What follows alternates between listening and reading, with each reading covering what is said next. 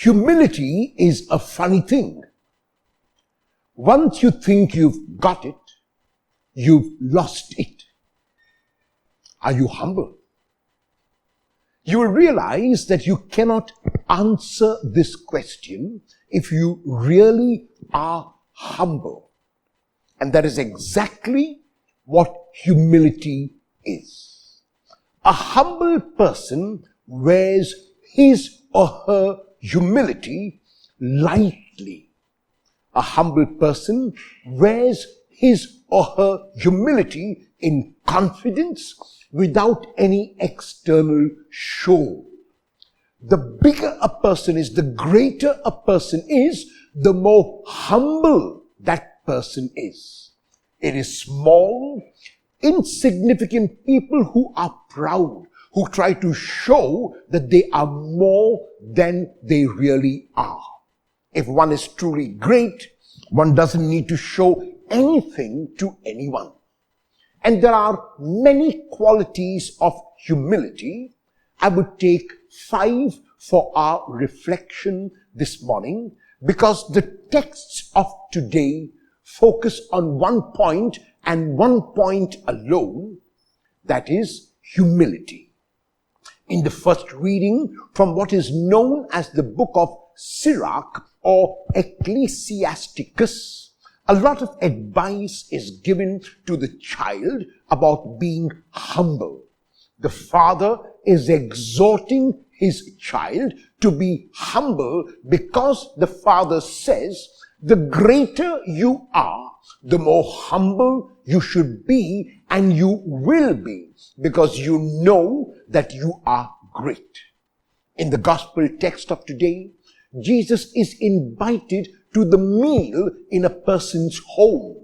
And even as Jesus is invited and sits down to the place designated to him, he notices that others who are also invited are choosing places of honor, are choosing the best places, are choosing places where they will be seen, where they will be recognized, where they will be acknowledged. And that is why Jesus tells the host and those who are with him at table not to choose that place for a very practical reason. If one chooses the place not designated to one, it is likely that the host will come and ask the person who is sitting in that undesignated place to move to another place. And that person will be humbled without really being humble. That person, because he or she is proud, will be humiliated when asked to go to the lowest place, when asked to go to a place where he or she will not be noticed, not be recognized, not be acknowledged. And so therefore, what is humility? First, humility is guileless. Humility is without guile. Humility avoids any kind of comparison and considers no one as inferior or even as superior. Honestly, there is no such thing as a superiority complex, because if I have to prove to you that I am superior, it is because I really feel inferior. I feel lesser than you, and that is why I need to show you that I am better than you, that I am braver than you, that I am more than you. If there is humility within me, there is no guile, and therefore there is no comparison.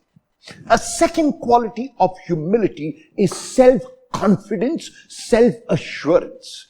A person who is humble knows exactly who or she is and therefore does not want to be someone else. A person is content with his or her personality and glories in that personality. Such a person is aware that he or she is unique and there is no one in the whole world like him or her. But this is also true, the person knows of others, because every one of us is unique. Comparisons are odious. A humble person will never compare himself or herself with another. A third quality of humility is that the person is so self-assured that he or she realizes who she is, who he is, and therefore that person can be humble. Humility is not external. Humility does not show itself in external clothes, in external hairstyle, in external cosmetics.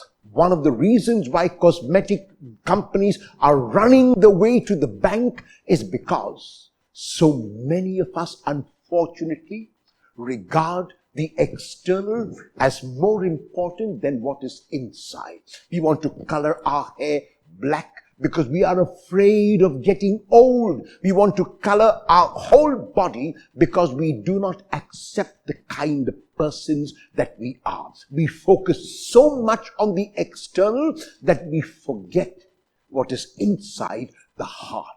The German mystic Meister Eckhart says very beautifully, you should bother less about the externals and think more about the being.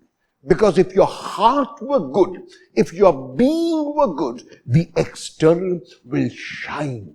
The external will be bright. And so a humble person focuses not on the external. Clothes do not make the person. A hairstyle does not make the person. Externals do not make the person. What makes the person is what comes from within, is what comes from the heart. Because that is where God dwells, that is where good resides, and that is where the real person is. Externals last only for a few years. Externals last only for a few decades. However, the heart remains fresh, new, forever. And that is why a humble person knows that he or she does not need to dress up to please someone else. The humble person dresses up in clothes that are comfortable for him or her rather than to impress. Because humility, the fourth point, does not need to create an impression. I need to create an impression only in order to be acknowledged, only in order to be recognized, only in order to be noticed, that people will say, see how well he dresses, see how well he talks, see how well groomed he is, see how his hair is in place. But that does not last. That is temporary, that is passing, that is impermanent. What is really required and what is permanent is the kind of person that I am within. And finally, humility expects nothing in return. Humility does not expect acknowledgement. Humility does not expect recognition. Humility does not expect to be noticed. And that is why finally, in the instructions which Jesus gives, he tells those who are at table with him that when they invite people for a meal, when they invite people to their homes, they must not merely invite those who can do them a favor and invite them in return. It is so easy to invite friends and relatives in the hope that I will be invited to their homes as well. It is so easy to do favors for people who can return those favors to me. But to perform an action, to do a deed with no expectation whatever, and especially for those who cannot repay me, is not easy. But is easy for a humble person. Because the humble person is self-assured, the humble person is self-confident, the humble person is self-possessed, the humble person needs no acknowledgement. And so, let us take to heart this message of both Sirach and the message of Jesus. Humility, humility, humility.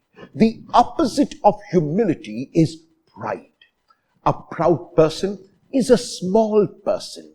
A proud person is not self-assured, is not self-confident. A proud person lacks the heart and only focuses on the external. The proud person knows that he or she cannot let that pride last. The proud person knows that if he or she is not recognized, then he or she is failing. He or she is not acknowledged. And therefore, what is required is this gift which we ask from the Lord, the gift which the Lord himself had. He was able to speak so eloquently. He was able to heal all those who came to him. He was able to reach out to everyone. But the Lord had this quality about him, the quality of humility. The quality of humility says to us that first, we don't need to compare with anyone. That second, we are self-assured and we are self-confident. The third, we will not focus merely on the externals, and that we will expect nothing in return for the love that we give. The true love that we express is a love that has to be unconditional. Paul gives us a very beautiful definition of love in his first letter to the Corinthians in chapter 13, verses 1 to 9. In those verses, he says, love keeps no record of wrongs. And I add, love keeps no record of rights either. Love keeps no record whatever. And that is how God loves. And that is how we are expected to love. A humble person can love in that manner because the humble person expects nothing in return. When was the last time you performed an action with no expectation whatever? Will you attempt to perform such an action today? When was the last time you focused only on the externals and forgot about the heart? Will you focus more on your heart than on your externals today? When was the last time you invited people only with the expectation that you will be invited in return? Will you invite someone who cannot repay the favor?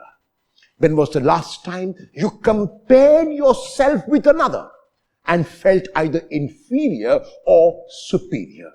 Will you stop all comparisons today? Humility is a funny thing. Once you think you've got it, you've lost it. Are you humble?